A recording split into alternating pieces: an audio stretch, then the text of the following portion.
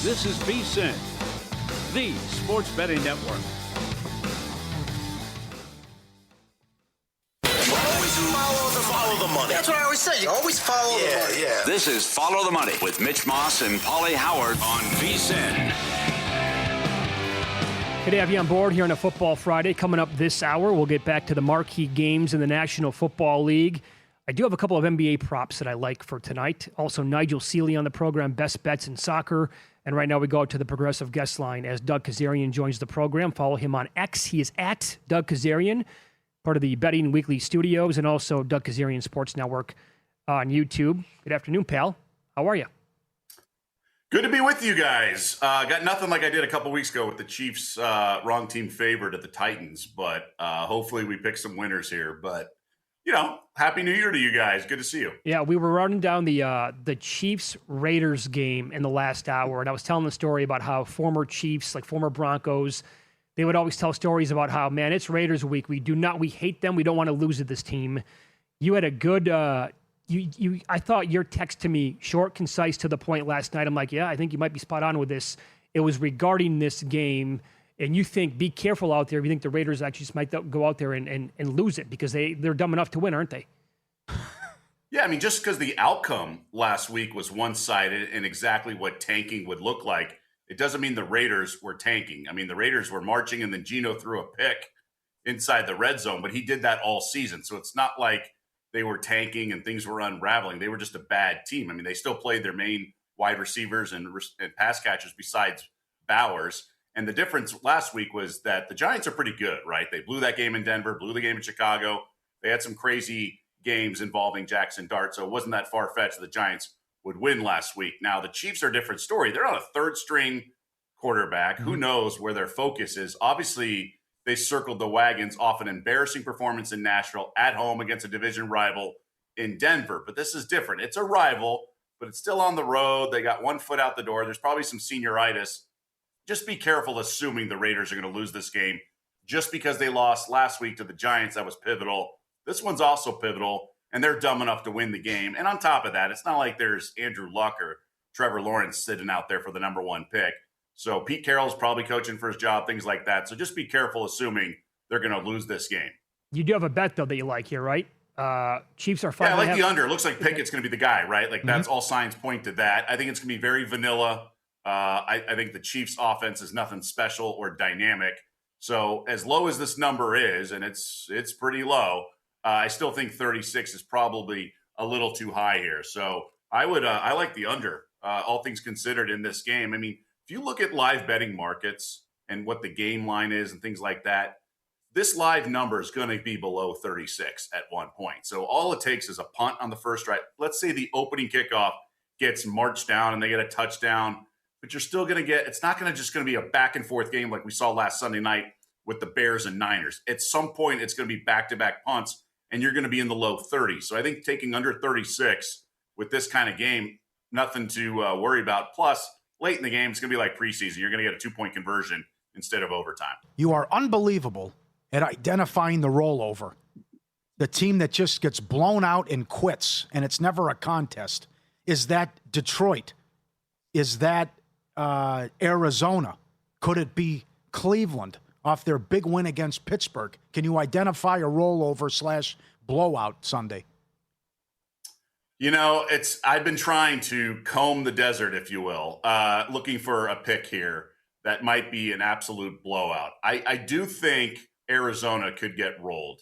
At some point, they're just like phoned it in. Mm-hmm. I think they're sort of dysfunctional with the coaching situation, everything like that. And the Rams have to get right in this game. It's actually really fascinating. Look at the betting market, what the first half lines are compared to the game lines. Very, very preseason-esque, where you have the first half line almost similar to the game line. So that's the game that sort of jumps out at me. It's not a huge rivalry like we have. Obviously, these are all division games.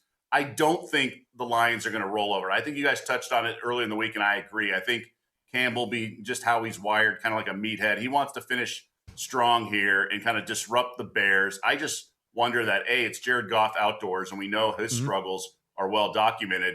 And this Bears team's pretty solid and very well coached, and Detroit's just not the same without Campbell. So, sorry, without Johnson. So I understand that line, some of these, but the one that jumps out to me, and the Jets are absolutely can, but I don't know if Josh Allen's going to play the entire game, and I don't trust McDermott. So New England could wax them. I could see that, but they've blown out a lot of teams. That's not saying much. It's not like Miami needs to quit for that to happen. New England's been pretty solid, obviously. Okay. But you do have a game tonight in the NBA where you think, okay, this is going to turn into a bloodbath. Tip of the cap. Yeah, I was texting. I was texting with NBA oddsmaker Jeff Sherman. He's been on your guys' show usually at night, and he kind of sniffed this out, and I saw it. As soon as I lost money betting the Raptors against the Nuggets, I was looking to see who Denver plays next, and that's in Cleveland. Cavs are playing much better. Paulie, you've been talking about it all week.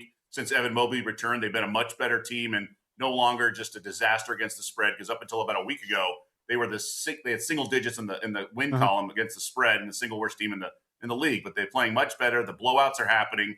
And also this Denver team, look, they're out Jokic and 4 total starters. Now Valanciunas is hurt. I don't know if you can make this line high enough. I think it's got to be in the high teens. So 13.5. I know it's the NBA. I know it's, one of those things where teams look past opponents. And frankly, Denver was able to escape Toronto with the win because they outscored the Raptors by 9 in the first quarter, and Toronto could never overcome it. But that's the Raptors. This Cavs team comes at you in waves, and that second unit. I mean, the Nuggets had to go zone for some of that game, and they're so low on talent that Tim Hardaway Jr. was starting, right, with Christian Brown and Gordon out and things like that. But once Jokic went out, they had to move Hardaway to the bench because they had no one else to score with that second unit. So Hardaway started the year as sort of a 6-man. Then he's starting with 1 or 2 guys hurt. Then he had to go back to the bench with 4 starters out because they needed someone to score when Jamal Murray goes to the bench. I think this is a mail-it-in game. Sherman was saying, look, when you get these teams that are so shorthanded, they get a win. Usually the next game is a giant flat spot. And they were also lacking serious connection on defense. It's not like they overwhelmed the Raptors. Toronto missed a bunch of wide open shots. So I think the Cavs handle their business, and I think this game can get away pretty easily here. Very good. Follow the money here on VSiN, the Sports Betting Network. Our guest, Doug Kezirian. Follow him on X at Doug Kezirian. Spurs taking on the Pacers tonight. San Antonio's laying about 5.5 or 6. Total is 238.5. What did you notice with Carlisle's comments recently that maybe put you on a bet with this Pacers team? Yeah, obviously Indiana's had a brutal season. 6 wins, lowest in the league. And I think they're just sort of relegated to that's going to be their year. They're not going to fight. But he was pretty disappointed the last couple of weeks about their effort. They've had a lot of guys injured. It's not just Halliburton. And in the last game, they only lost by 2 to Orlando. But the second half, they allowed 44 points as opposed to 68 in the first. And afterwards, he let a couple comments slip. And he called that he was relieved that the Pacers had been susceptible to too much petty nonsense, and he was asked to elaborate, and he wouldn't. But talking to some guys who cover the league and things like that, it looks like there was a lot of guys stat chasing on the Pacers on the offensive side of the ball and the effort on defense. But he was pleased with the effort in the second half, hence the 44 points. So I'm playing the under in this game. 238.5 is a monster number. Victor Wembanyama did not make the trip, so he's not playing. Now, the Spurs are not the best opponent for this type of situation because they can move the ball and just bomb threes. But anytime you get sort of a storyline or a narrative with a team that you think it can outperform the market or it's an outlier performance, that's not what odds makers like. They don't like the Cavs Nuggets situation with 4 starters out for Denver. They don't like this when there's comments made because the math guys shape the market. But I think there's a betting opportunity here with the under just because it's such an outlier situation. I think the guys respond on Indiana and play a little bit better defense. You're just looking for the margins, and I think we see a little bit of effort, and 238.5 is a monster number. All right, let's get nuts. A division bet. I have the Suns 22-1. They're 2 back in the Pacific of the reeling Lakers. Reeves out a month. Golden State 18-16. The Clippers have won 6 in a row. Bombed the Lakers, blew out Houston, blew out Portland, blew out Detroit, beat Sac by 40, won by 17 last night. Kawhi's on fire. How nuts do you want to get with the Clippers? So I played the Suns a week ago at 14-1. I was texting Mitch about it, and then the next day they go to 750. It's because of the Reeves injury, right? And they're playing hard, and they're well-connected, way outperforming. Look, a couple years ago, let's remind people, the Sacramento Kings cashed as a 500-1 long shot to win the Pacific Division, okay? Just the division. They were 250 on New Year's. So for a 50-1 long shot to hit, it's not that crazy. And you mentioned all the things trending in the right direction. On top of that, Zubac got hurt. Tyronn Lue is finally playing Brook Lopez. He had a career-high 6 made threes the other night. He's the rim protector they needed. And then Kawhi all of a sudden is playing, and he's a scoring machine to go alongside Harden. On top of that, Lue started playing the young guys because he was upset with the effort in a lot of ways, and that's why they were so abysmal. So not only have they won 6 straight, but they've covered 6 straight, and they're playing really hard at times. Some young guys are giving them exactly what they needed. It's guys like Kobe Sanders off the bench. And then guys like Chris Dunn have always been busting their tail on defense. So I think it's the right mix. Obviously, Kawhi has just been unconscious, and he can't do that for the whole season. But you mentioned it. The Lakers, Reeves without, injured for a month. They don't really care. These teams don't care about where they finish in the West, let alone the division. So I don't think it's that crazy at 50-1 for the Clippers to make a run. I just don't. There's enough basketball left. The Suns could come back to earth as much as I like them. The Warriors are a hot mess. They got major drama in their locker room. Mm-hmm. So the Clippers are 9 back. It's not that crazy. If you emailed an owner and he responded, would you put it on social media? If I'm the fan, yes, but not the owner. No. Yeah. You can follow him on X at Doug Kezirian, Betting Weekly Studios, the Doug Kezirian Sports Network on YouTube as well. Great stuff, buddy. We appreciate it. Good luck tonight. Best of luck this weekend as well. All right, you too. And good luck to everyone out there, and Happy New Year, of course. There you go. Say hi to Art. What do you think? 50-1 clip joint? Yeah. There's enough time. Dogs have barked to the tune of 9-0-2 ATS. Last 11 between these two teams. Marquee games NFL next here on VSiN.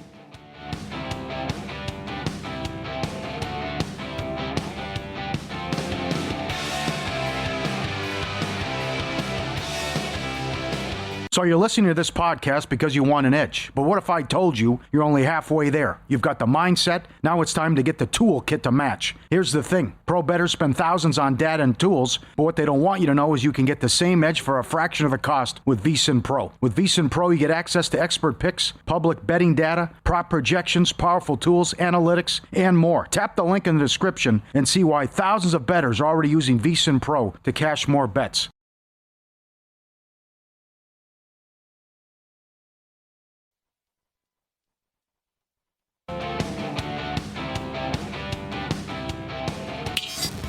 This is Follow the Money on VSiN.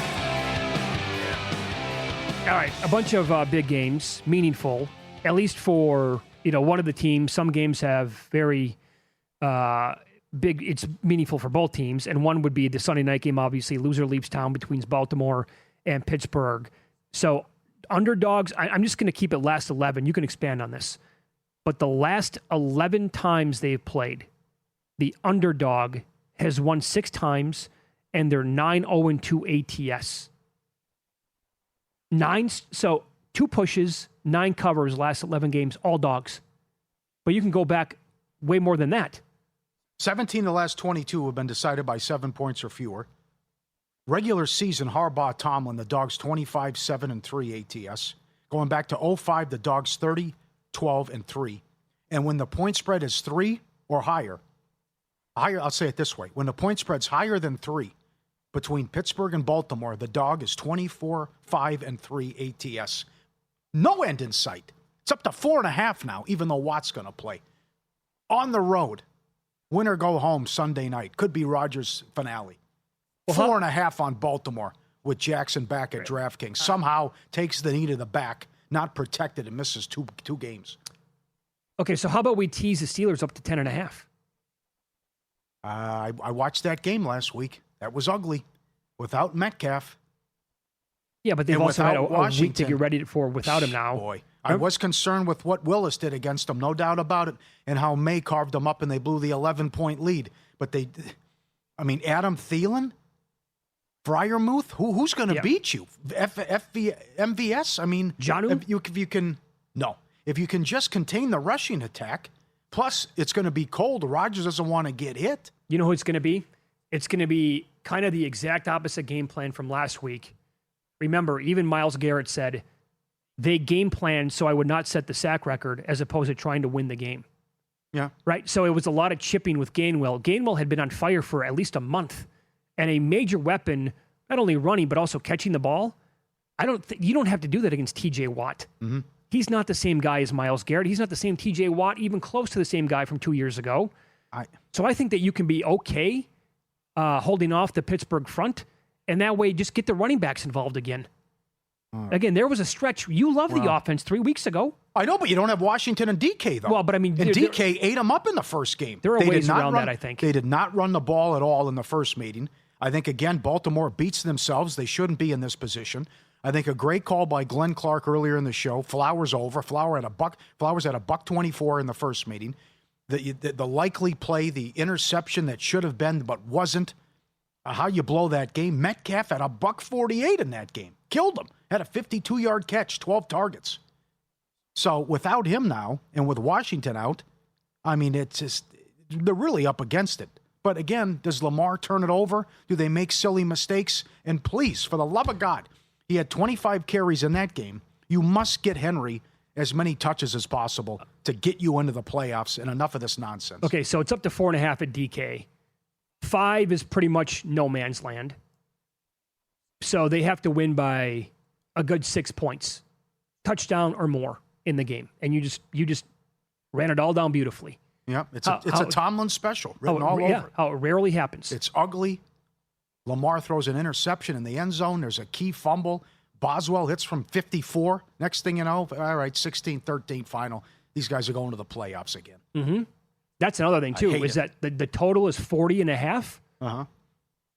I mean, with Tomlin involved here, don't we think? Seems wicked high. Yeah, where it could play out to, maybe if you want to get really nuts, have some guts, bet the exact score in this game.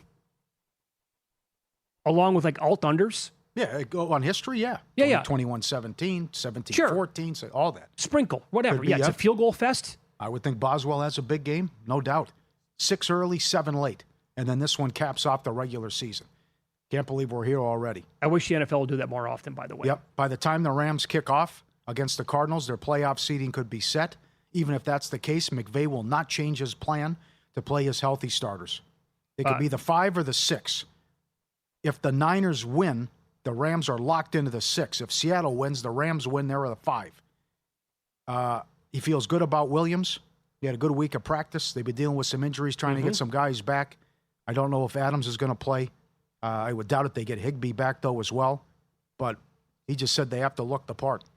And he hasn't been happy with the Atlanta performance and also how they blew the Seattle game as well. Fired the special teams coach, too. So does that mean he can say all that, right, and mean it right now to the media, but let's say that the 5 seed's not possible by the time they take the field? Well, so I trust them, though. I still think they play a good amount. That's what I'm saying. Like, is the better bet to go Rams first half? Yeah, and that's what Doug got into, and that's great. And that'll be fun to kick around on the tailgate show on the pregame on Sunday to see where these first halves are at. Wait to see how these numbers are going to move between today and Sunday. Yeah, but we've had examples, by the way, in week 17 or 18, where the first half number is actually bigger than the game. So last year, this is why I still feel good about it. Last year, they sat people. Seattle needed the game. And Seattle won 30-25. Garoppolo had 334 and 2 scores in the game. He was awesome. So I feel good with, okay, Stafford's out, no problem. Arizona can't stop anything. They've lost 13 of 14. Could be the rollover. In 5 of the last 8, they've allowed 37-plus points. Yeah. I think they cook.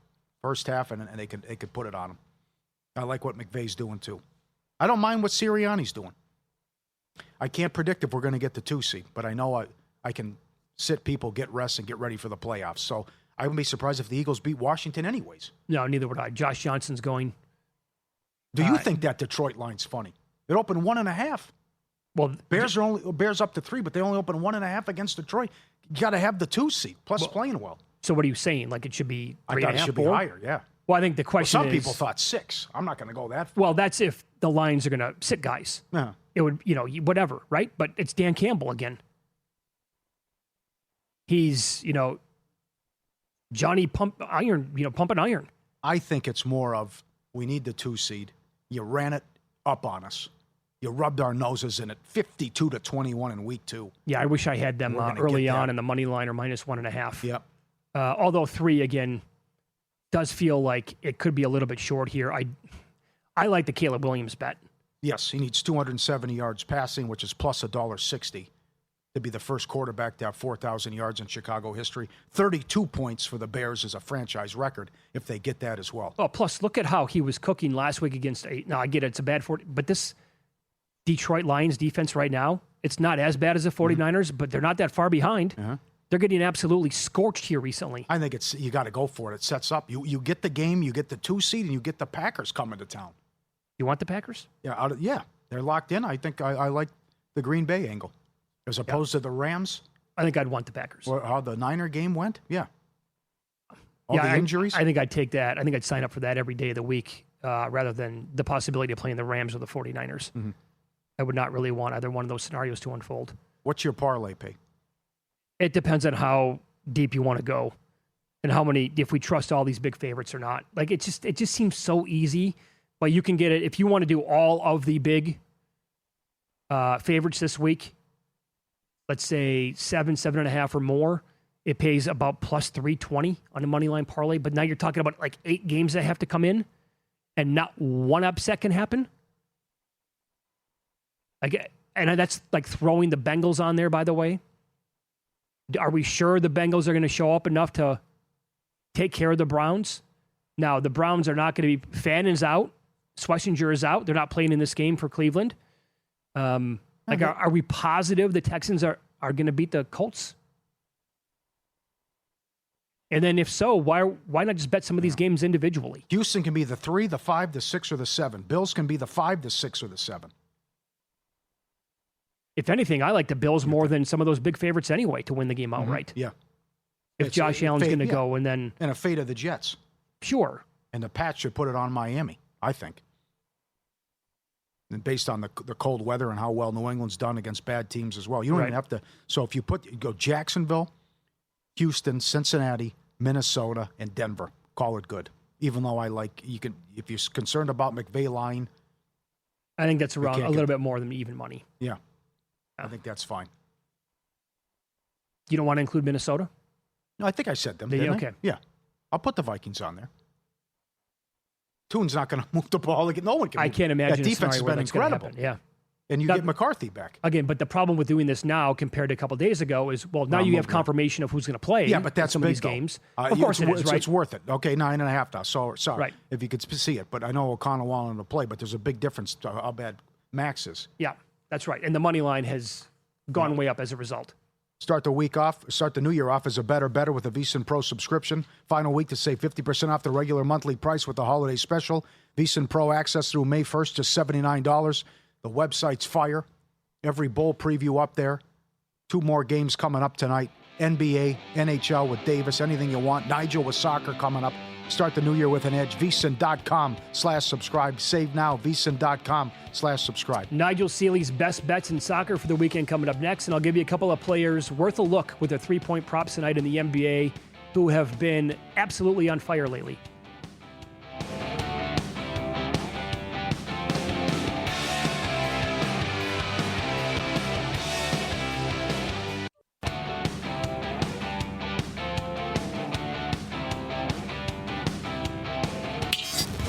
This is Follow the Money on VSiN.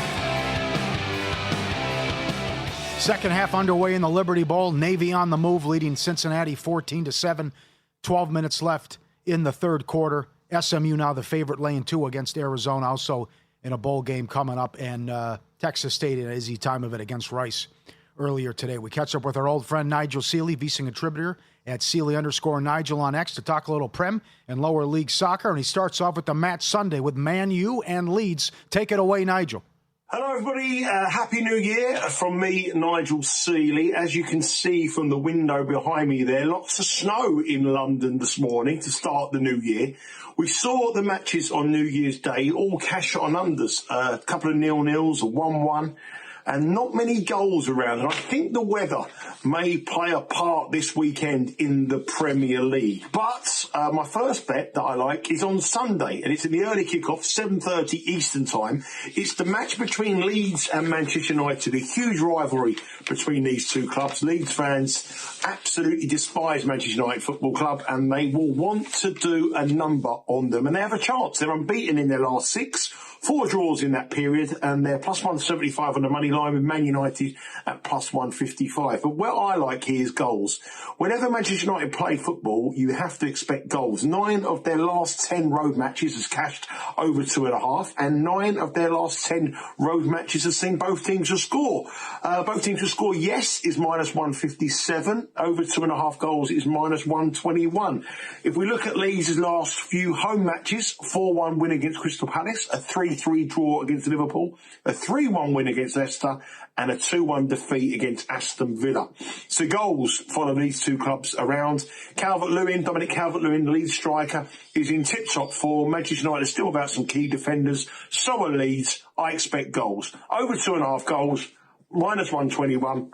I've got a bit of a cold. Over 2.5 goals, minus 121 is my first bet on Sunday. There are matches on Saturday, but all my best bets are on Sunday. Let's move on to my second bet, and it's a match between Everton and Brentford. Now, Everton are pretty good at home, got a good record at their new ground, they only get beat by the better teams. Brentford have a terrible road record. They've played 9 road matches this season, lost 7 and 2 wins. Those 2 wins are against West Ham and Wolves. They've lost every time they've gone to a team in the top half of the table, and Everton are a team in the top half of the table, currently sitting in 8th position.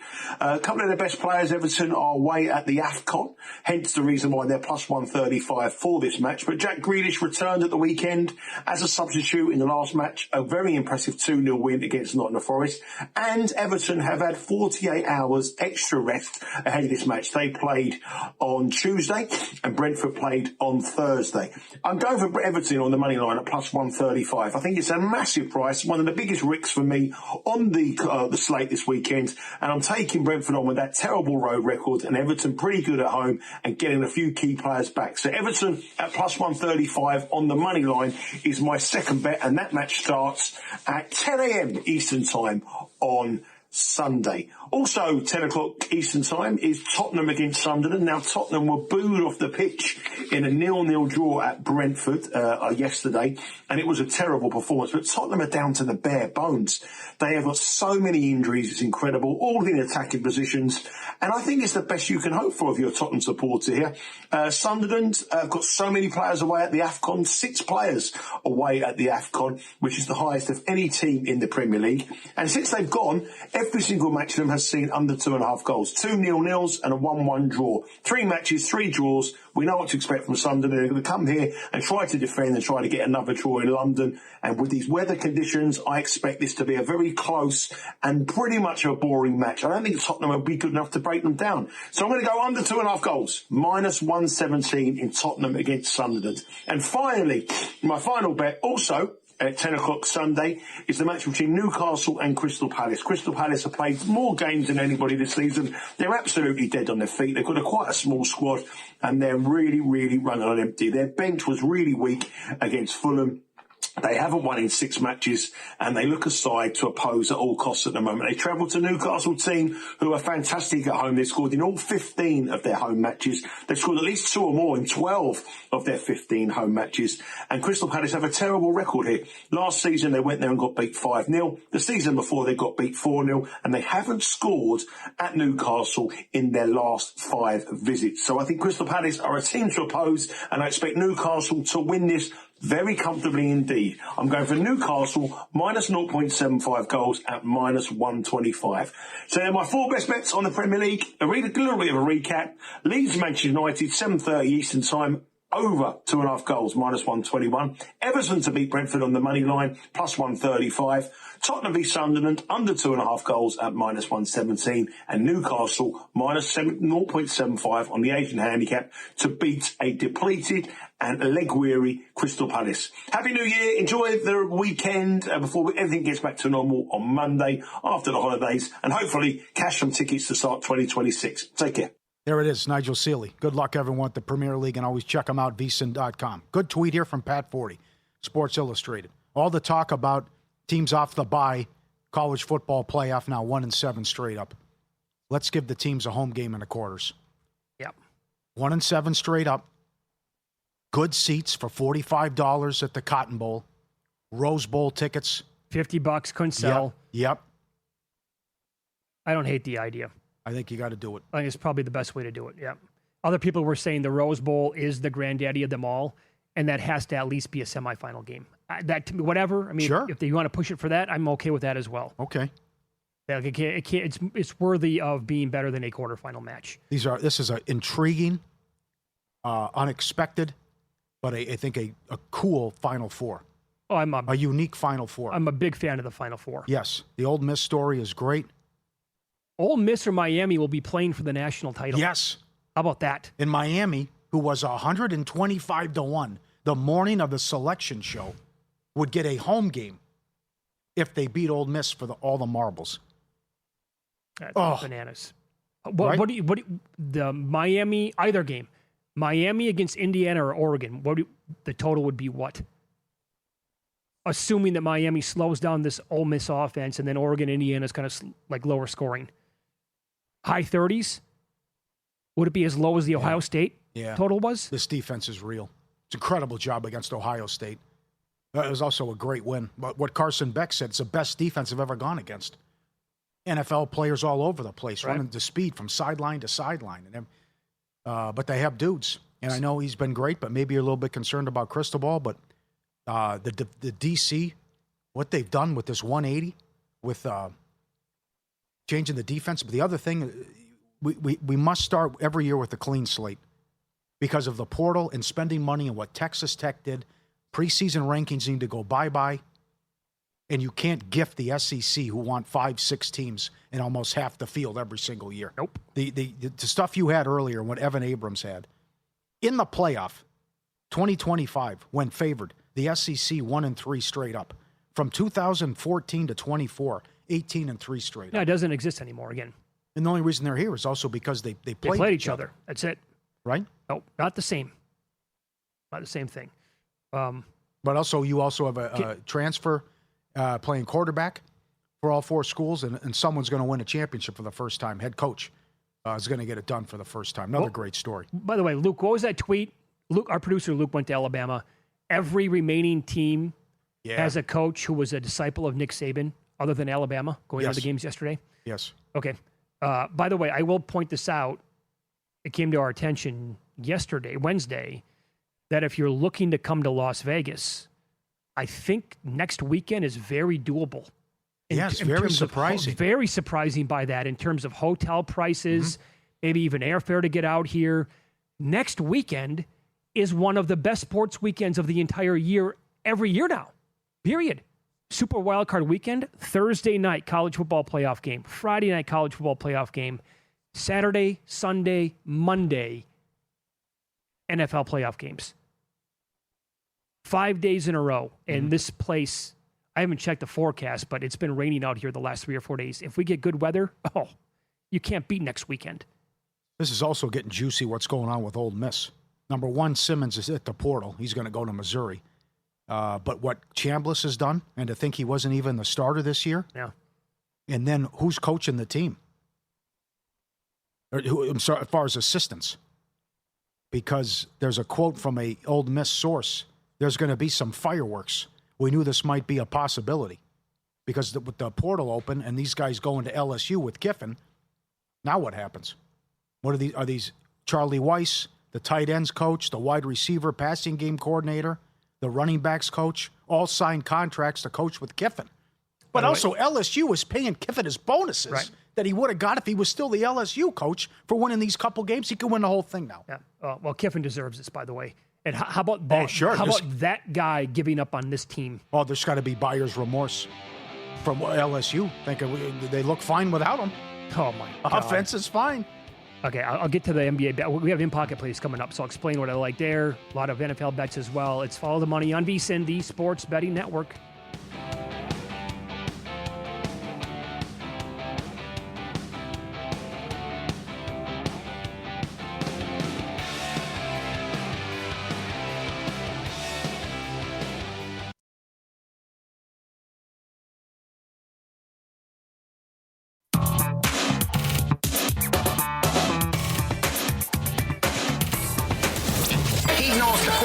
was on coke, if his girlfriend was not drunk. These games are a burial, a blowout, a human lock.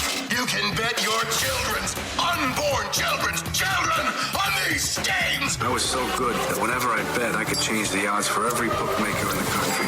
All right, I bought in. I thought Georgia was going to win and cover. They moved the ball a great job in the first meeting. Kirby Smart against Golding in his second game. But hats off to Chambliss and Ole Miss. They were 8-1 to score the most points. Navy just fumbled. Unbelievable. 8-1 to score the most points, and they were awesome in a great game. How many times are you going to give up the big play and let someone get behind you? And you got the scoop and score. And you blow a double-digit lead. So as much as we rip Ryan Day, Kirby Smart's had some bad moments, too, in big spots. Yeah, last night was Exhibit A. That's right. Navy laying 4, closed 7.5. They're up 21-7 in the Liberty Bowl, but they were driving and just fumbled against Cincinnati in a quagmire. Bad weather there. Stafford MVP plus 310. Numbers out of control. Saints, this one I would get off. Plus 3.5. No Olave, and everyone's good to go for Atlanta. Patriots first half minus 6.5.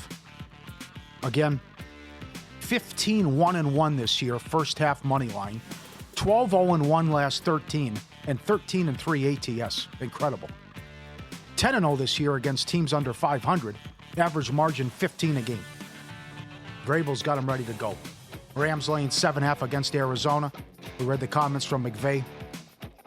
I think they open up a can on the Cardinals. Falcons first quarter. A half against the Saints. The Saints are 13-3. Straight up on the first quarter money line and 2-14 ATS this year. Incredible. And they've won 4 in a row. Great second half team. Obviously a great live betting team. And second half, yeah. Caleb Williams to throw for 270 yards is plus $1.60. He'd be the first Bears quarterback to get to 4,000 if he throws for 270 against the Lions. And I think they're going to go for it. And he might get it anyways. This is already up at FanDuel and DraftKings and other spots. Good chance the Bears play the Packers in the first round of the Super Wildcard weekend in the 2-7 matchup, and the total's 47.5. I like it under. I think the Broncos take out Trey Lance and the Chargers to get the 1 seed. And Myers over 1.5 made field goals Saturday night. He's on a 9-2 overrun. 1.5, and I like both teams to make a 33-yard field goal in that game as well. McCaffrey, I think, is going to have a big game. Seattle's defense has struggled against running backs. 22% target rate to running backs against Seattle's defense. One of the best in the league. He should eat from a running back standpoint. So his receiving yards, he's $1.45 to have 40 yards. He also, 5 rushing yards a quarter is plus 105. And no turnover in the game, 12-1. And got to go with teaser, 7-point teaser. Bills and the Vikings to wrap up Week 18, as I think a lot of these big favorites can cruise. Good luck. Pauly. Yep. Good luck. That bet got me good last night. Georgia, 2 units on the money line, $2. Really not a fan of myself today. You know, when you have normally, like on New Year's Day, you wake up and full of regret. Oh my God, I drank way too much last night. I'm up 11 in the game. I know that, but I picked Ole Miss to win. I wanted them to win in the guide, and I was waiting to see where the number was going to go. If it touched like 7, oh no, it's going the other way. Money line $2. As I pinpointed on the show yesterday, that was actually great value compared to like other point spreads in the 6-point range. Like the Chiefs, for example, are laying 5.5 tomorrow Sunday. They're minus 260. So I'm like, okay, I'll bet that. No bueno. Props last night in the NBA, 2-1. Wiggins and Jaquez both got there for the Heat. Marshall. Cooper Flag did it again. With the assists. Filled up the box, scored huge, yes. Yeah, Marshall did not. I don't think he took a good shot in the first half. So he only had 9. We went below 12.5 points. Pending stuff that I have, Derrick Henry, over 18.5 rushing attempts. That was minus 108 when we talked about that on the show, and I bet it the other day. That's moved a little bit now. A couple of different bets here. Matthew Stafford MVP plus 310 and also plus 270. New stuff. I'll point this out. We're going to have a lot of bets that we don't have today on Sunday because it's Week 18. Books are slow rolling. Most player props. So stuff that we're looking at, not readily available. But I'm with you, Caleb Williams, over 236.5. minus 114. It's a great matchup anyway against this bad line secondary. Now, what are the odds he goes in the middle of that? Right? Like, if he's that close, they got to get it to him. Well, I'm going to add I'm waiting for more books to add 270. Yeah. On that. I'm just saying, yeah, right. Sure.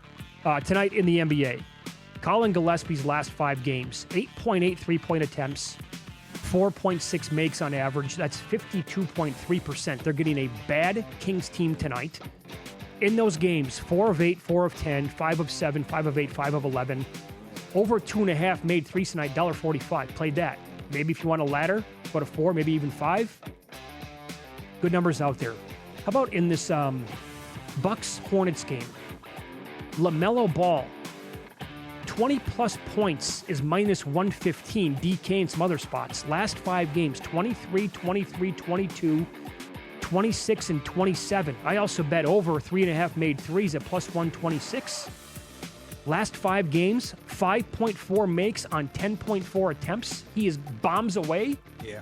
As is Weapons Khan. 4.5 makes on 7.3 attempts last 5 games. Over 3.5 tonight's plus 138.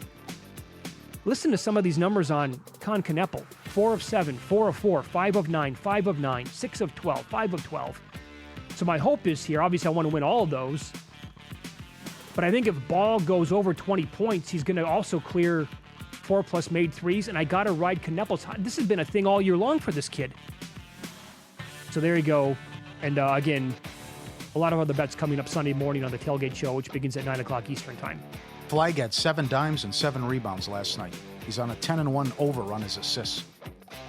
Before the line moves, sharp place is already there. January isn't about volume, it's about precision. The NFL playoffs are when limits rise, mistakes shrink, and timing matters more than ever. Powered by advanced AI and connected to proven insider sources. Locked in on the NFL playoffs. Sharp Plays helps identify where the sharp money hits before the number disappears. Free daily reports, real-time alerts, and market-moving insights delivered straight to your inbox or X feed. Jeff and the crew have been fantastic, and they're at it since 2011 with Follow the Money since day one. Give them a follow. Check them out. Mr. Poison tweets coming Sunday. Documented results, public logs, and transparent receipts.